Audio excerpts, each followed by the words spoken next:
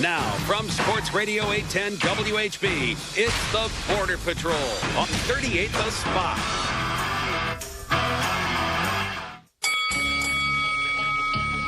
It's showtime!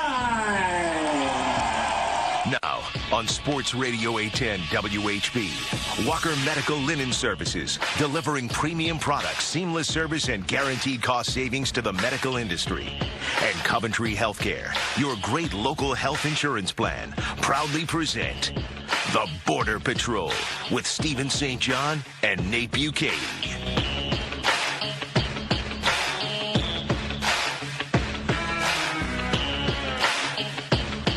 Good morning, Kansas City. This is the Border Patrol on Sports Radio 810 WHB. Stephen St. John, Nate Bukaty. In studio, we have a football roundtable on this November 14th, 2013. We're on WHB and 38 The Spot. Don't leave him hanging. Leaving him hanging. We have Mr. Nick Leckey in studio with us. Nick, say hello to the cameras. And former Chiefs wide receiver Mark Boerichter in studio with us. Hello, Mark. Hello, Stephen. First How are thing, you? what we have here is we have a lot of facial hair in the studio. We right do. now. Yeah. A lot of facial hair in the studio. Well, did you use eyeballed Nate when he said that? What do you? Come on, say something. Can I get a shout out to what? at Nate Bukaty's mustache? Yeah. Did you start that? No, but somebody, That was- yeah, that was He so says clever. he didn't. I that think was it's so just clever. Bukaty's stash or something like Oh, that. yeah, you would know. Oh yeah. Well, yeah, because you're tweeting at me a bunch. I don't really know what it is. I'm not really sure. I'm not really sure what it is. I mean, I've heard from Uh-huh. people. Give me Yeah. the actual name there. Well, they were tweeting at whoever did that was. I figured it was St. John that started No. it, but sending many tweets to me and Andy Reid's mustache, trying to hook the two up. The tweet, But, the tweet to me was, "Hey, ready for that ride?" And I said, Wow, well, "I don't know." So I whoa. answered, Hey. "Nah, I'm not sure." Hey there. So how's the Not mustache? Do you feel like it's is this more or less than what you thought he could accomplish in a couple of weeks? I'm impressed. I'm impressed. Yeah, for a couple of weeks. Yeah. Absolutely. Pretty good. I didn't really think I could do it, to be honest with you. I didn't think I was capable because I'm not a big hairy man. So You The other thing is you never know how it's going to look because if you never grow it out, Right. that's the other piece. right. So And I my tried to wife tell is the deal we've worked out now. You can go to my Movember space page Right. and I'll tweet it out here again in a second. You can donate for the the men's health awareness thing of it. But my wife asked how much money would it cost me to just get you to shave it because she thinks for some reason I look like a perv with it on. I don't know why. For some reason. I can't see it. I don't see it. I don't see it at all. I think I look like a gentleman, but she doesn't see it that way. So she asked how much she'd have to pay me to shave it off right now, and I said, well, that doesn't do us any good because we have the same checking account. So Right. I told her I made a deal with her. I said you can. She started her own. She's a Mo Sista on our team now. Jake's team. The Mo Bros. She's growing out her mustache? Yeah. And but the deal is her friends. I told her if she can get her friends to donate $1,000, like team up and donate $1,000, I'll shave it. No. She's up to $200. It's for She charity. ain't gonna get there. Let's get He's not gonna get there. Jake Cam, the producer Cam, to see what Jake's offering as far as Movember. Look at this face of hair. I've got a little beard going. I need to shave it. Clean it Yeah, up that's a the little problem. You got to clean it up all around it, or else people don't realize you actually have a mustache. Bit. I clean it up. Clean yourself up, please. Come on, It needs a What you trim. think? Now, of course, we have Nick Leckey and Mark Boerichter in studio. This hour of the show brought to you by Gales Harley-Davidson. Go to fieldthepower.com. Gales Harley-Davidson, where every day is an excuse to have fun. Lots to talk about concerning this game between the Chiefs and the Broncos. First, we'll start about just with Dwayne Bowe. We know he's going to start. We know he's going to play. We know what happened. As a former Chiefs wide receiver, Mark Boerichter, what was your reaction when you heard the news? He's ducking already. He's ducking it already. It was one of those. That's exactly my reaction was, really? Yeah. The front office nightmare of the bye week, and on Sunday night, That of all, Hail Mary at the last very last, he threw the Hail Mary up all of a sudden, and then that was it. It's, I don't know. There's a lot. I think this obviously is the biggest game in the NFL this week, and the biggest game, I think, in two teams with records like this in quite a few years, but just not a good week to have it happen on. Although you could also look at the flip side and go, okay, now the questions are about Dwayne Bowe and whether he's going to play, and does it take a little bit more pressure off, the actual hype leading up to the game and things like that too. I don't know. It's as a guy in the locker room, and Lecky can speak to this too. I think I've heard a lot of I heard Nate's interview with Tom on the way in here, and I've heard some of that. The guy's there and he's going to go play on Sunday and get down to business this week. That's all you really worry about at this point. I do know that I'm a big proponent in the innocent, until proven guilty piece too, depending on what happens. There's a lot of people saying that the laws should change and things like that too. There's all of a sudden it's spurned all these conversations that I've had with people on stuff like, oh, it's not that big of a deal. Well, it's still against the law right now. You know what I mean? Depending on that piece, but who knows what's going to end up happening? He's going to play on Sunday. They're going to have him out there. They need him out there. I don't think you overlook the incident by any means, but I think the Chiefs are going by their protocol too. There's not a whole lot they can do. They could choose to sit him down and play time wise, things like that. But they got to let the process play out as it goes. What would have happened in Denver? They just would have got a speeding ticket, right? And that's that. I don't know. We were having a conversation in the locker room about that yesterday because has that law taken effect yet in Denver? I don't know. Jake's our Jake, Yep. Okay. Microphone, please, Jake. It would have been a city ordinance violation if you didn't have a license. Oh, so like not picking up after your dog if you pooped in the park. So you have to have a license to possess it? Yes. The dog or you? Do you have a said license, Jake? No, I'm not a resident of the state of Colorado. You have to be a resident? You have to live in the state of Colorado. So if you're a visitor, you can't have weed on you? No. But it's just a city ordinance, so they pay right. fine? So you pay a fine. If it's less than Does that apply to a second residence in Colorado, a vacation home, or is that? Probably, if you have a residence there. Yeah. Well, let's not specific this information. But you have to, And it also has to be less than an ounce unless you have a well, I mean, I know, asking for a friend. So of course. he had more than an ounce, didn't he, Jake?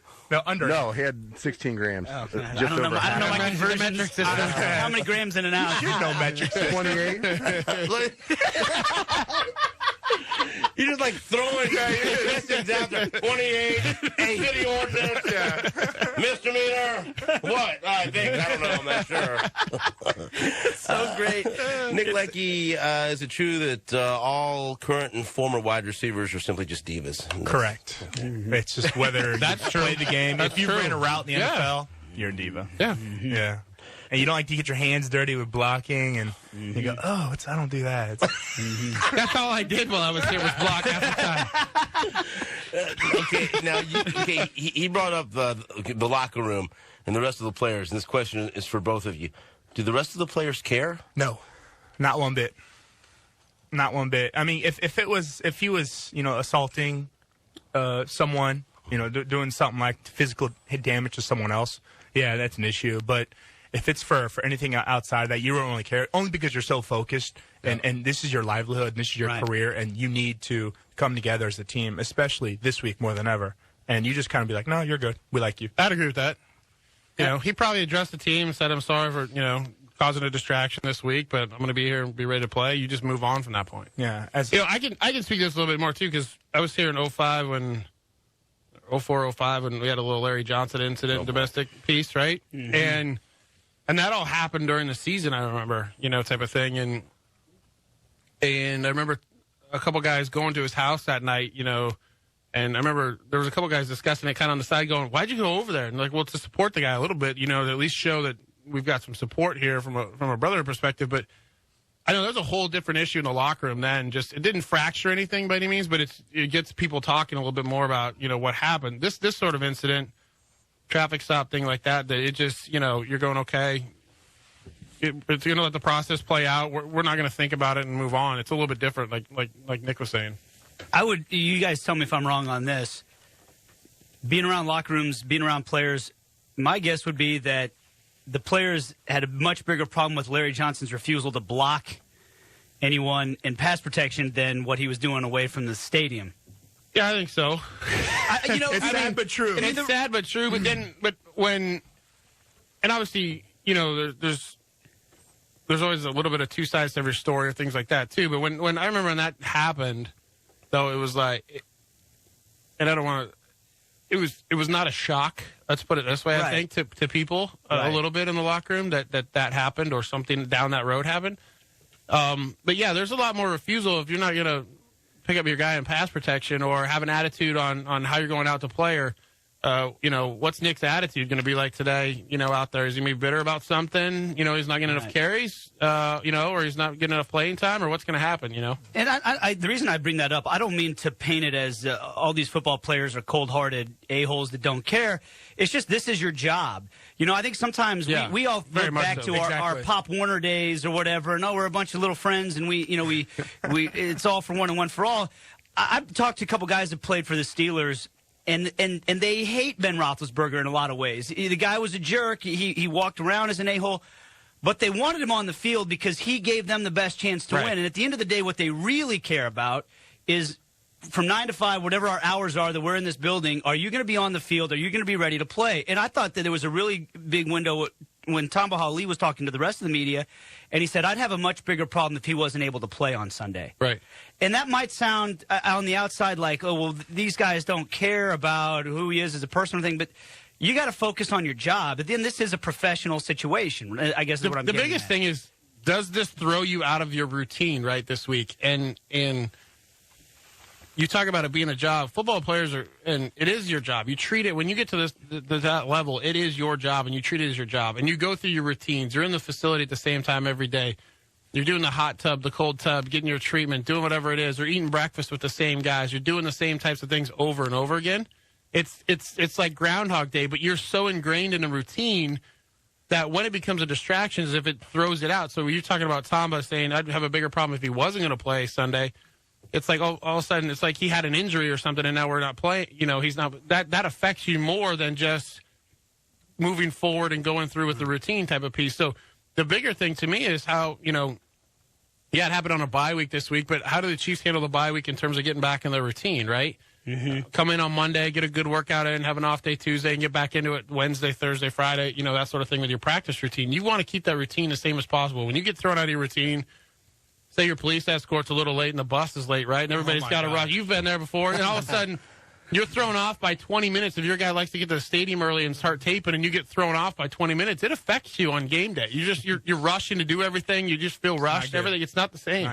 So it is. You do treat it as a job every single time. Okay, let's talk about distractions or possible distractions in the Denver locker room. They lose John Fox. He has heart surgery. He's gone. But they have a veteran like Peyton Manning, who clearly is the offensive coordinator on the field, and they have a former head coach in Jack Del Rio who can step in as interim head coach. They went through the San Diego game, but this is a different game with more hype. There's more implications on this game, and the Chiefs are a better team. Nick and then Mark, is that a possible distraction or something that could affect the outcome of this game, not having your head coach there? It would have been a distraction weeks 1 through 3. But now, this late in the season, you're already past the midway point of the season. It's not going to be a distraction because this team is running on autopilot from a schedule standpoint, from a practice standpoint, from a routine standpoint. So everything's already set in place. And if you're Jack Del Rio, you're just trying to keep guys' confidence up and keep everything running smoothly. So you're steering the ship in the middle of the journey, and all you have to do is just watch the autopilot. Mark? I would agree with that, especially when you look at the road game that he coached was in San Diego, right? Division opponent. Those guys have been to Qualcomm how many times? You know what I mean?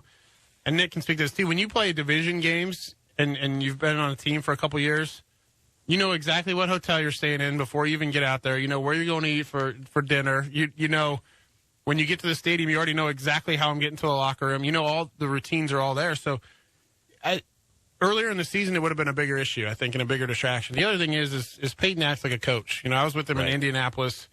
Tom Moore was the offensive coordinator. Peyton was the co-offensive coordinator, if you want to give him a title, in addition to being the starting quarterback. They've got enough veteran presence there on that team with guys like Champ Bailey and those types of guys on the defensive side also that they'll be fine. Jack Del Rio is just going to step in, hit the autopilot button that you talked about. The biggest difference is you're going to have a different voice in the team meeting at the start of the week, and a game time decision, right? Whether it's to challenge a flag, to challenge a play, things like that.